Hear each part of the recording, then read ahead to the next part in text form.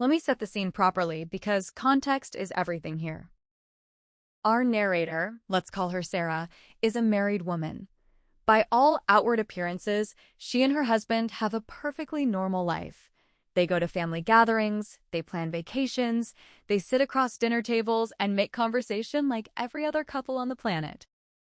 But there is something quietly corrosive happening inside that marriage. Something that, if you've ever experienced it, you will recognize immediately, in your gut, before I even finish describing it. Her husband interrupts her, constantly. Not occasionally, not by accident, constantly. And not just interrupts, he corrects her. Anytime she is telling a story, anytime she opens her mouth to share something, if he is in the room, he inserts himself. He talks over her, he redirects, he adds details, he adjusts the narrative. As if her version of events is somehow perpetually incomplete without his input. Now, I want you to really sit with what that feels like. Imagine you're at a party. You start telling a funny story about something that happened to you last week.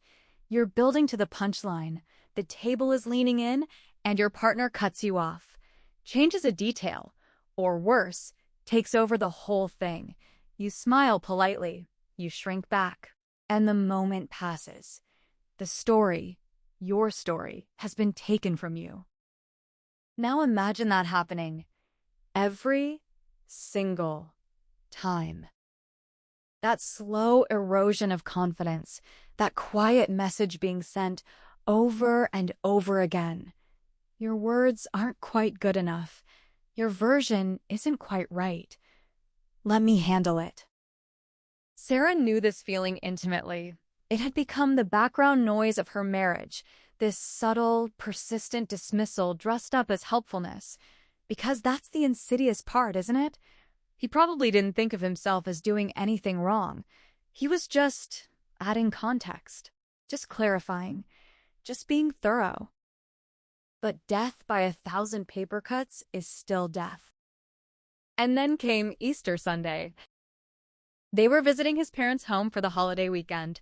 Extended family, a proper sit-down meal, the kind of gathering where everyone catches up and conversation moves around the table like a warm current. It was the perfect setting for Sarah to share something genuinely exciting, because she had something genuinely exciting to share. They were going on a Mediterranean cruise this summer, and Sarah had planned every inch of it. She had spent weeks researching ports of call, excursion options, the best times to book shore tours, which evenings had formal dinners, which days would have the best weather for certain stops. She had color-coded spreadsheets. She had read travel blogs and Reddit threads and booked the whole thing herself. This vacation existed because of her. So, naturally, when the subject came up at dinner, she started telling the story. "We're doing a Mediterranean cruise," she began. "It starts in Rome." And there it was. Like clockwork, like a reflex he couldn't control even if he tried. Her husband's voice cut across hers. "It's a Greek Isles cruise," he said, with that familiar tone, the one that carries just a whisper of condescension wrapped in casual confidence. The tone that implies you almost had it, sweetheart. The table turned to him, and Sarah stopped talking. Now here's the detail that makes this so maddening and so crucial to what comes next. Sarah was not wrong. The cruise is, yes, a Greek Isles itinerary, and it departs from Rome.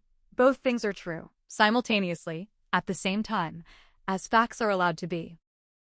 But her husband heard the word Rome and immediately felt the need to step in, to redirect, to correct a woman who had spent more time researching this trip than he probably spent thinking about it at all.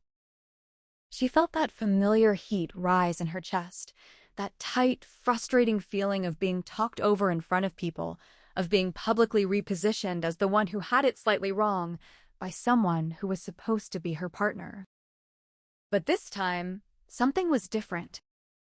This time, instead of interjecting, instead of defending herself, instead of getting visibly flustered while he steamrolled ahead, she made a choice. She sat back. She folded her hands in her lap, and she let him talk. "So," his mother said, smiling expectantly, "tell us all about it. Where are you going?" And Sarah's husband, who had so confidently seized the wheel, opened his mouth. And what came out was Rome. That was it.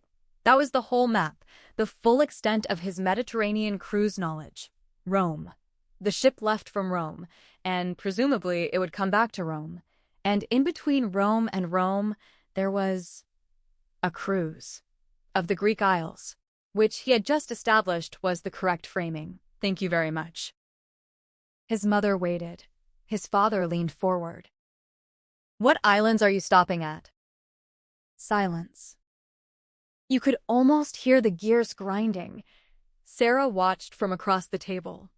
She said nothing. Her expression was calm, pleasant even. The picture of a supportive wife patiently waiting for her husband to share their exciting vacation plans with his family. "And what excursions are you doing?" someone asked. More silence. Now the temperature at the table was shifting. You know that particular social discomfort, that secondhand awkwardness, when you realize someone has dramatically overstated how much they know about something, when the confident opener has led to a completely empty stage? His parents were starting to exchange looks. And Sarah's husband, now visibly uncomfortable, turned to her. "You want to add anything?" Oh, now he wanted her to add something. Sarah smiled serenely. No, she said, her voice warm and completely unbothered. "You were so eager to jump in about how the cruise starts in Rome. I just assumed you had all the details covered." Silence. The kind that has weight to it. His mother blinked. His father cleared his throat, and the slowly dawning realization settled over the table like a fog. This man had interrupted his wife mid-sentence, at Easter dinner, in front of his parents, to correct something that wasn't actually wrong, about a vacation he clearly knew almost nothing about. Sarah, meanwhile, moved on. She calmly took a sip of her drink and let the moment breathe. "Oh, what do you think? Did she handle that perfectly, or would you have done something different?" Drop it in the comments, because I genuinely want to know. And if this story hit a nerve, if you've ever been talked over, corrected, or dismissed by someone who thought they knew better, smash that like button. It means more than you know. Subscribe for more stories like this one, because we've got a whole library of real people reclaiming their dignity in the most satisfying ways possible. I'll see you in the next one. Don't let anyone finish your sentences. Here's what I keep coming back to with this story. She didn't plan an elaborate scheme. She didn't get revenge in some dramatic, cinematic sense. She simply stopped protecting him from his own behavior. She stopped filling in the gaps he created. She stopped being the silent editor who fixed his mistakes before anyone noticed them. And sometimes, that's the most powerful thing you can do. Not every act of justice is loud. Sometimes the most devastating response to someone who underestimates you is to let them try. So what do you think? Did she handle that perfectly, or would you have done something different? Drop it in the comments, because I genuinely want to know. And if this story hit a nerve, if you've ever been talked over, corrected, or dismissed by someone who thought they knew better, smash that like button. It means more than you know. Subscribe for more stories like this one, because we've got a whole library of real people reclaiming their dignity in the most satisfying ways possible. I'll see you in the next one. Don't let anyone finish your sentences. Here's what I keep coming back to with this story. She didn't plan an elaborate scheme. She didn't get revenge in some dramatic, cinematic sense. She simply stopped protecting him from his own behavior. She stopped filling in the gaps he created. She stopped being the silent editor who fixed his mistakes before anyone noticed them. And sometimes, that's the most powerful thing you can do. Not every act of justice is loud. Sometimes the most devastating response to someone who underestimates you is to let them try. If you've ever been betrayed by someone you loved, someone you carried while they did absolutely nothing, and then watched them walk away without consequences, this one is for you. Hit that like button, subscribe if you're new, and buckle up. Because this is one of the most methodical, most satisfying revenge stories I have ever come across. And the best part? It was completely, 100% legal.